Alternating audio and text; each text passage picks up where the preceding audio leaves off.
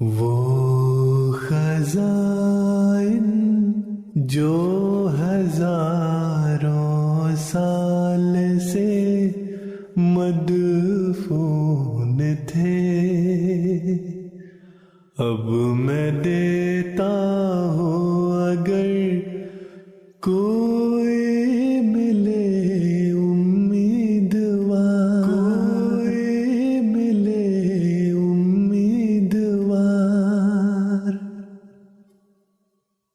اعوذ باللہ من الشیطان الرجیم، بسم اللہ الرحمن الرحیم۔ ملفوظات سیدنا حضرت اقدس مسیح موعود علیہ الصلوۃ والسلام۔ نشانات کس سے صادر ہوتے ہیں؟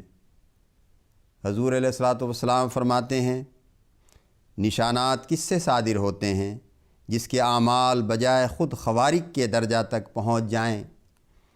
مثلاً ایک شخص خدا تعالیٰ کے ساتھ وفاداری کرتا ہے، وہ ایسی وفاداری کرے کہ اس کی وفا خارق عادت ہو جاوے، اس کی محبت، اس کی عبادت خارق عادت ہو۔ ہر شخص ایثار کر سکتا ہے اور کرتا بھی ہے، لیکن اس کا ایثار خارق عادت ہو، غرض اس کے اخلاق، عبادات اور سب تعلقات جو خدا تعالیٰ کے ساتھ رکھتا ہے اپنے اندر ایک خارق عادت نمونہ پیدا کریں۔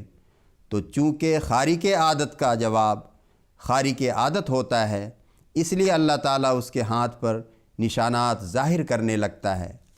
پس جو چاہتا ہے کہ اس سے نشانات کا صدور ہو تو اس کو چاہیے کہ اپنے اعمال کو اس درجہ تک پہنچائے کہ ان میں خارق عادت نتائج کے جذب کی قوت پیدا ہونے لگے۔ انبیاء علیہم السلام میں یہی ایک نرالی بات ہوتی ہے کہ ان کا تعلق اندرونی اللہ تعالیٰ کے ساتھ ایسا شدید ہوتا ہے کہ کسی دوسرے کا ہرگز نہیں ہوتا۔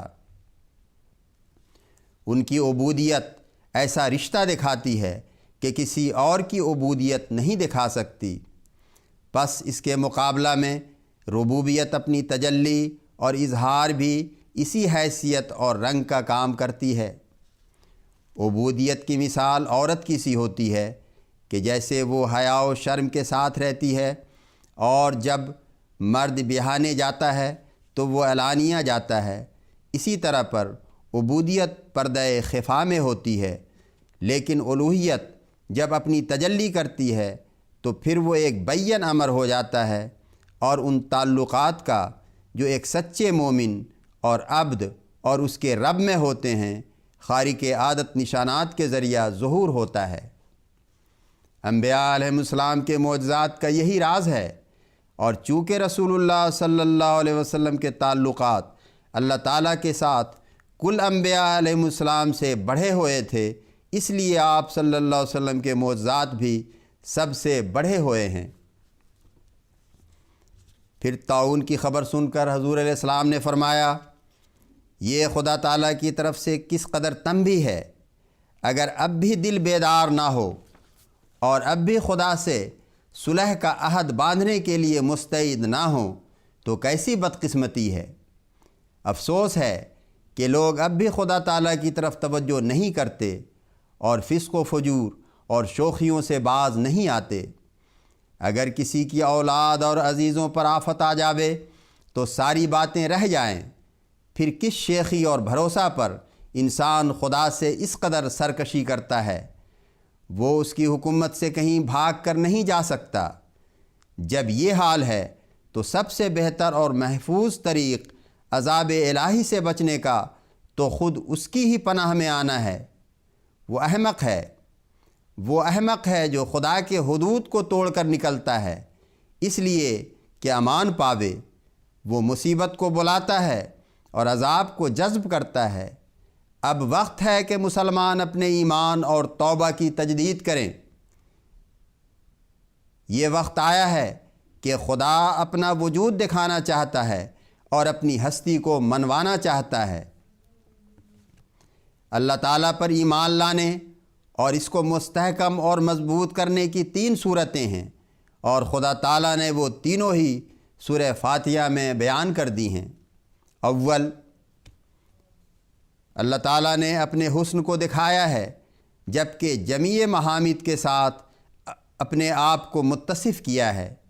یہ قاعدہ کی بات ہے کہ خوبی بجائے خود دل کو اپنی طرف کھینچ لیتی ہے۔ خوبی میں ایک مقناطیسی جذب ہے جو دلوں کو کھینچتی ہے، جیسے موتی کی آب، گھوڑے کی خوبصورتی، لباس کی چمک دمک۔ غرض یہ حسن پھولوں، پتوں، پتھروں، حیوانات، نباتات، جمادات، کسی چیز میں ہو، اس کا خاصہ ہے کہ بے اختیار دل کو کھینچتا ہے۔ پس خدا تعالیٰ نے پہلا مرحلہ اپنی خدائی منوانے کا حسن رکھا ہے، جب الحمدللہ فرمایا کہ جمیع اقسام حمد و ستائش اسی کے سزاوار ہیں۔ پھر دوسرا درجہ احسان کا ہوتا ہے۔ انسان جیسے حسن پر مائل ہوتا ہے ویسے ہی احسان پر بھی مائل ہوتا ہے، اس لیے پھر اللہ تعالیٰ نے رب العالمین، الرحمن، الرحیم، مالک یوم الدین صفات کو بیان کر کے اپنے احسان کی طرف توجہ دلائی۔ لیکن اگر انسان کا مادہ ایسا ہی خراب ہو اور وہ حسن اور احسان سے بھی نہ سمجھ سکے تو پھر تیسرا ذریعہ سورہ فاتحہ میں غیر المغضوب کہہ کر متنبع کیا ہے۔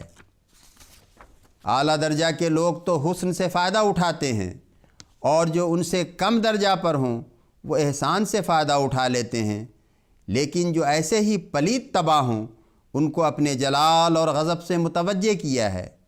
یہودیوں کو مغضوب کہا ہے اور ان پر طاعون ہی پڑی تھی۔ خدا تعالیٰ نے سورہ فاتحہ میں یہودیوں کی راہ اختیار کرنے سے منع فرمایا، یا یوں کہو کہ طاعون کے عذاب شدید سے ڈرایا ہے۔ شیطان بے باک انسان پر ایسا سوار ہے کہ وہ سن لیتے ہیں مگر عمل نہیں کرتے۔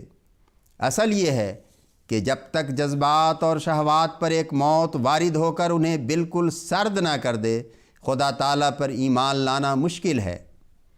اب تو غضب الہی کے نمونے خطرناک ہیں، ابھی 3 مہینے باقی ہیں، خدا جانے کیا ہونے والا ہے۔ اللہم صلی علی محمد وآل محمد وبارک وسلم انک حمید مجید۔